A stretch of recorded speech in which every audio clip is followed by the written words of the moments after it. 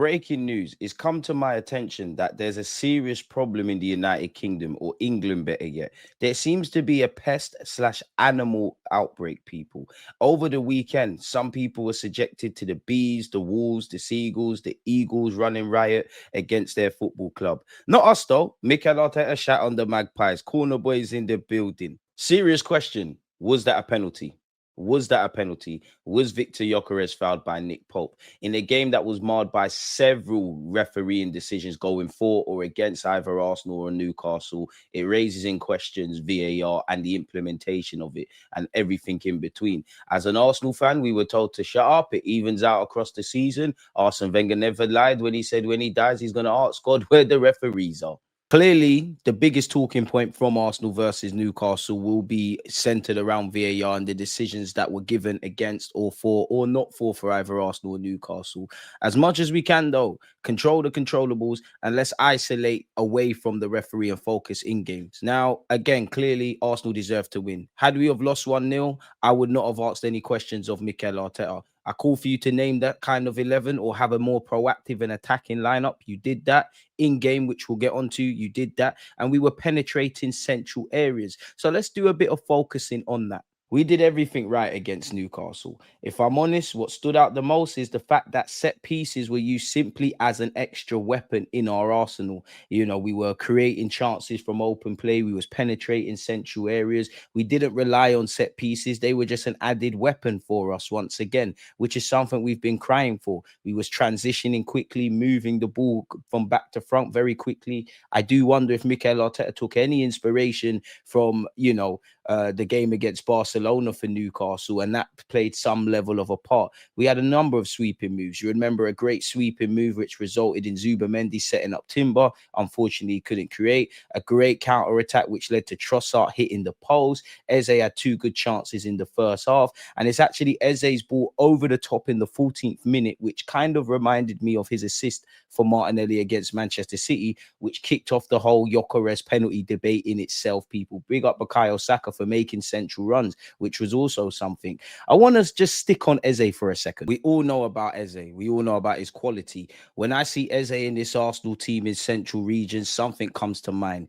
Chaotic, chaos for the opposition, freedom within a framework. It's not rocket science. You get this man in the pockets. He can dribble, he can assist, he provokes havoc, he scares everybody that's not connected to Arsenal Football Club. You can see it with your eyes, but let's merge data as the stats and the tactical nerds typically do. Now, you will see on screen, obviously, what looks a bit complicated, people, but we're going to make this simple and break it all down. Simply put, what you're seeing on screen at this moment in time, people, in my terms, this is simply a passing network map. Each circle is a player. The size of the circle equals how much that player was on the ball. The lines between the players shows who passed to who and how often. Naturally, the thicker / brighter the line, the more frequent those two linked people. So the more people linked up on a football pitch. Basically, it shows where the ball flows through the team and who the hubs are, people. Now, I could break down Newcastle's point of view, but I'm not really for it. In short, theirs reflects that they were passing safe, recycling deep, relying on Botman really to start everything, and their attackers were feeding off scraps and starving. There was no real motion in the final third for them.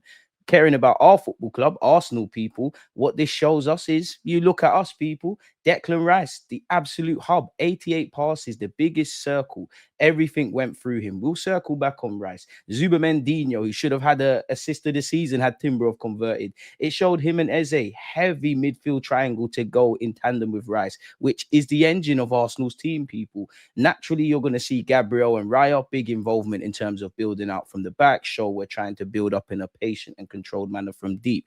Then that takes me to the front line, people, of Gyökeres, Trossard and Bukayo Saka. Saka has 29. Gyökeres only had 13, which in many ways, his general play was there, kind of reflects the classic Arsenal issue. Lots of the ball in midfield.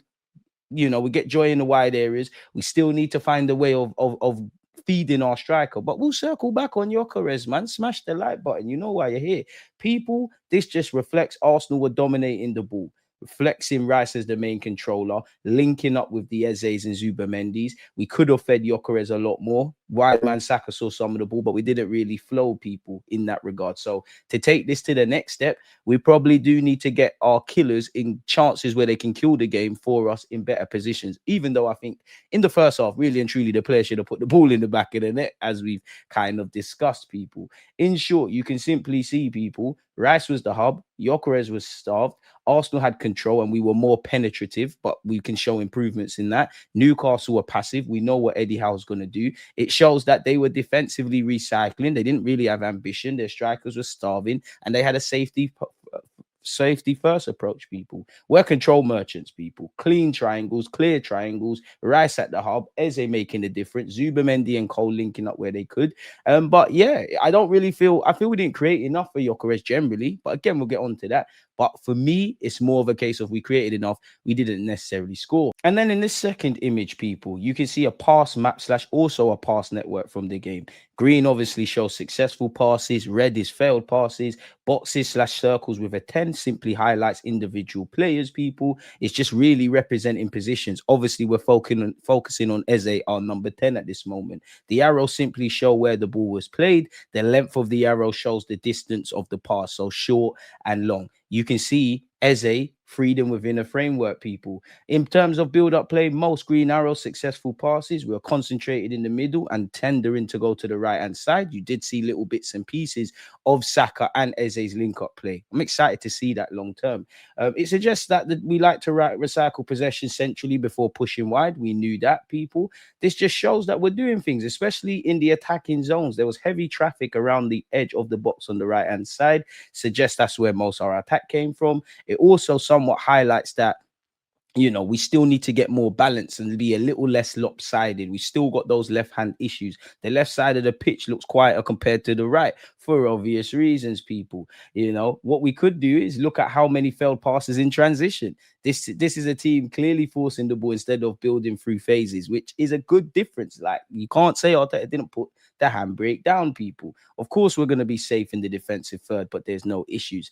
And final word on that is, I would actually say I like this approach because you consider the fact of how we've gone to St. James's Park. We actually haven't had this approach. So who knew it? You try different things, different realities can happen. And again, we learned from our mistakes, people. When you look in the 2023-24 season, we didn't have a shot on target in this very fixture. Last year in the Premier League, we only had one shot on target.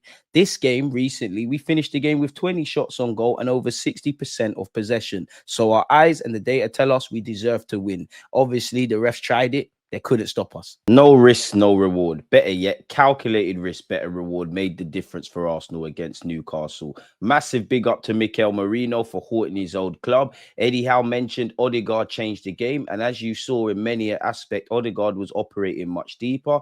In my opinion, Gabriel Magalhaes was poor for the goal, but he stepped up and he loves a big goal from a set piece for us.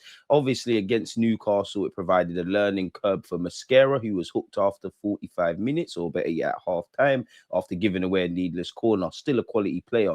Gyökeres didn't take his little chances, in my opinion, but he battled for us. So I think he'll be okay. I think he did have some chances. He just failed to convert, really. But I think he's all right. We have to big up our set-piece coach as well, because if you actually look at some of our set-piece routines compared to how we changed them in the second half, he made the difference. The devil is in the details. And as for Jurriën Timber, he's just absolutely mustard. I've got a couple of questions for you guys. Has Mikel Arteta learnt to adapt? Will this provide the new blueprint? Has he truly put the handbrake down?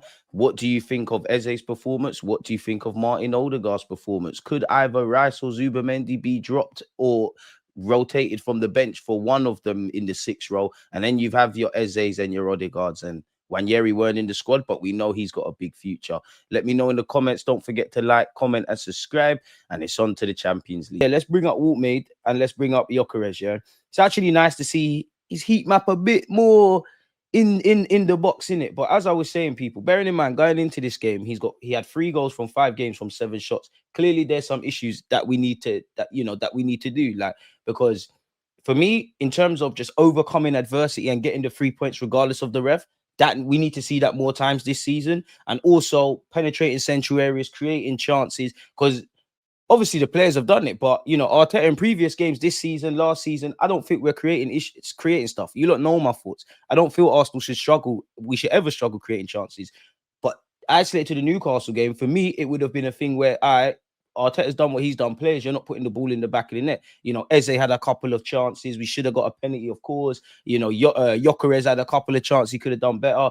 Trossard very unlucky to hit the post. You know, great bit of play actually from everybody, summed up by Zubimendi clipping it for Timber. Granted, Timber is a right back, but you get where I'm going. And I think I even said it in the watch along. Had we of because there's a reality, where we don't have the heroics from Marino, and in a parallel universe, we don't have the heroics from Marino and obviously Gabriel Magalhaes. And then there's that reality where, in terms of statistics, what we saw with our eyes, we were the better team.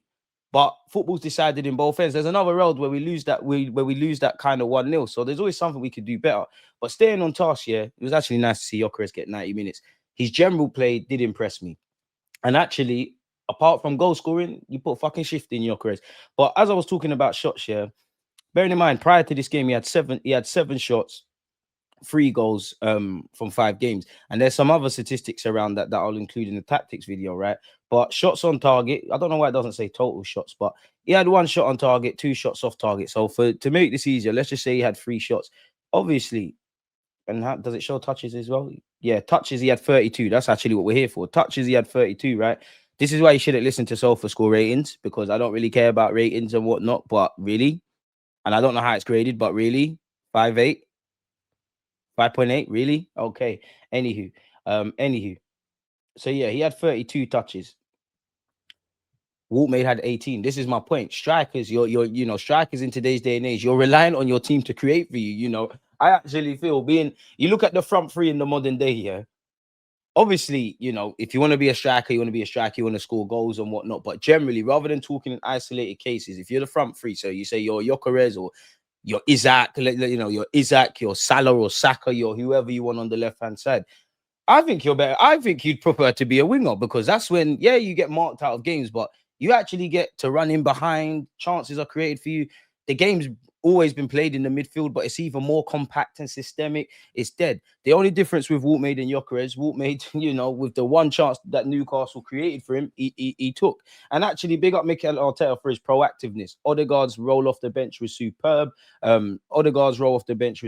Actually, go and watch the game again, the full 90. We changed what we're doing around set piece routines. I like the fact that for a point when we was chasing the game, so when we was a goal down, he took off the left back, innit? He took off the left back and he just done a thing where Rice, you just be aware of what's going on. Magalhaes is half playing as a centre back, but watching the left hand side. We've got a front 3 to 4. Trossard, all of them are there.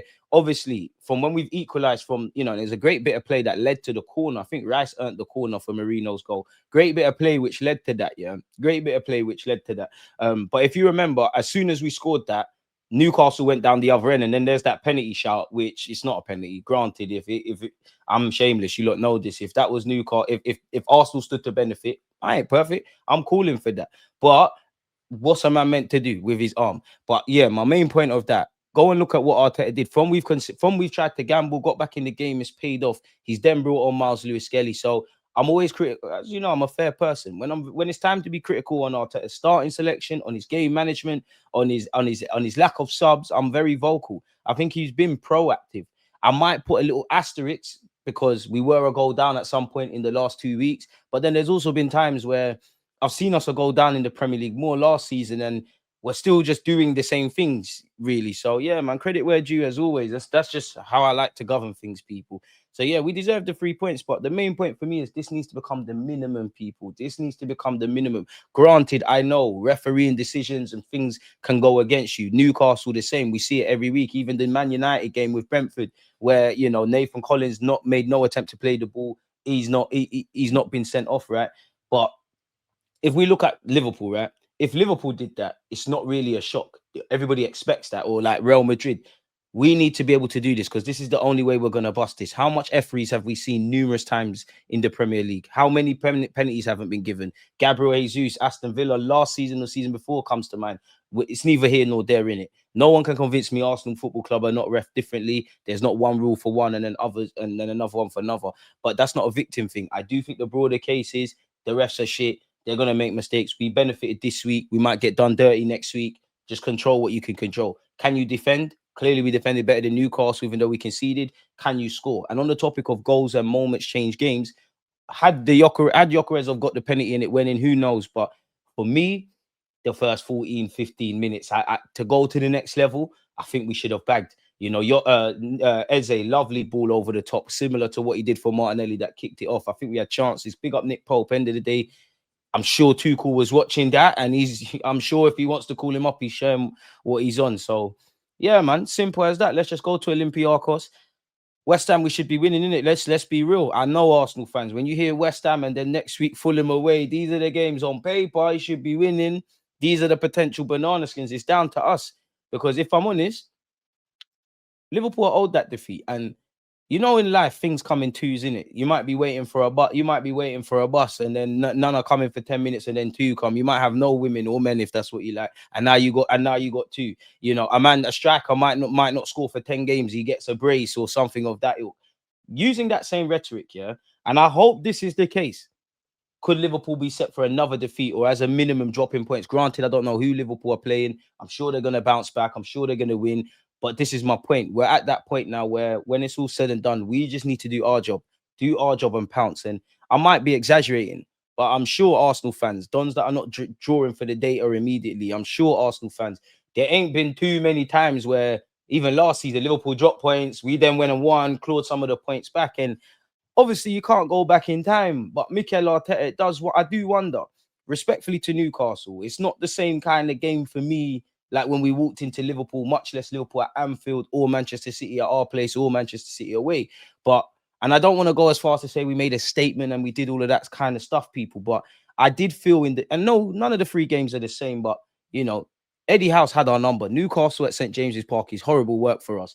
City, we've done well against them. We capitalized on some mistakes last season. I think personally we were there for the taking. I think had we have done what we needed to do in the first half, who knows? Anfield, big up Liverpool. It's a great team, and it was a stalemate. You know, great free kick made the difference.